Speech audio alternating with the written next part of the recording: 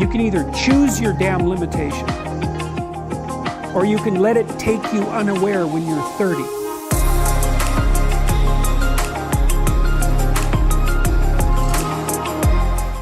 This is the Peter Pan story, roughly speaking. Peter Pan is this magical boy.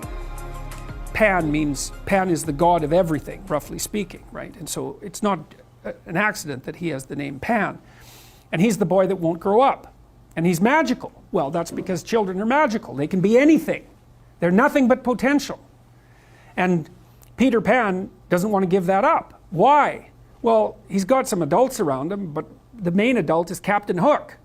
Well, who the hell wants to grow up to be Captain Hook? First of all, you've got a hook.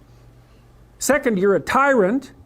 And third, you're chased by the dragon of chaos with a clock in its stomach, right? The crocodile. It's already got a piece of you. Well, that's what happens when you get older. Time has already got a piece of you. And eventually, it's got a taste for you. And eventually, it's going to eat you. And so Hook is so traumatized by that he can't help but be a tyrant. And then Peter Pan looks at traumatized Hook and says, well, no, I'm not sacrificing my childhood for that. So that's fine, except he ends up king of the Lost Boys. In Neverland, well, Neverland doesn't exist, and who the hell wants to be king of the Lost Boys? And he also sacrifices the possibility that he'll have a real relationship with a woman, because that's Wendy, right? And she's kind of conservative, middle-class, London-dwelling girl. She wants to grow up and have kids and have a life. She accepts her mortality. She accepts her maturity. Peter Pan has to content himself with Tinkerbell. She doesn't even exist. She's like the fairy of porn. She doesn't exist. She's the substitute for the real thing. And so, but the dichotomy that you're talking about is very tricky, because there's a sacrificial element in maturation, right? You have to sacrifice the pluripotentiality of childhood for the actuality of a frame. And the question is, well, why would you do that? Well, one reason is it happens to you whether you do it or not. You can either choose your damn limitation, or you can let it take you unaware when you're 30, or even worse, when you're 40. And then that is not a happy day. And I see people like this, and I think it's more and more common in our culture, because people can put off maturity without suffering an immediate penalty. But all that happens is the penalty accrues, and then when it finally hits, it just wallops you. Because when you're 25, you can be an idiot. It's no problem. Even when you're out in a job search, it's like, well, you don't have any experience and you're kind of clueless. It's, yeah, you're young, it's no problem. That's what young people are like, but they're full of potential.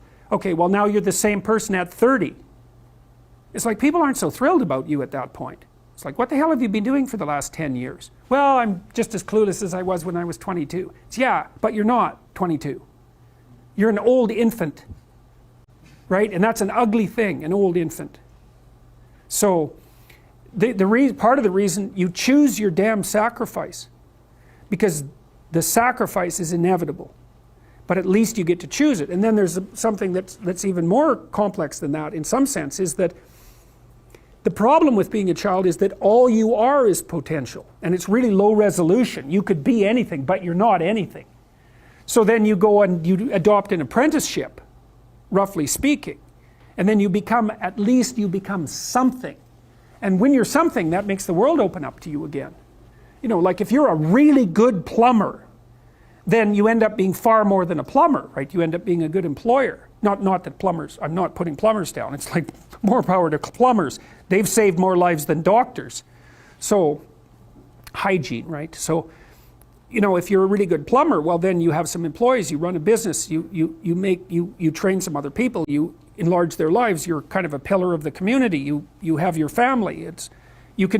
Once you pass through that narrow training period, which narrows you and constricts you and develops you at the same time, then you can come out the other end with a bunch of new possibility at hand. And Jung talked about that. He thought that part of the proper path of development in the last half of life was to rediscover the child that you left behind as you were apprenticing. And so then you get to be something and regain that potential at the same time. Very, very smart. Well, he was very, very smart. So that's very wise thing to know. So, yep. sacrifice. We'll talk more about that too. You get to pick your damn sacrifice. That's all. You don't get to not make one. You're sacrificial whether you want to be or not. That's a good thing to know as well.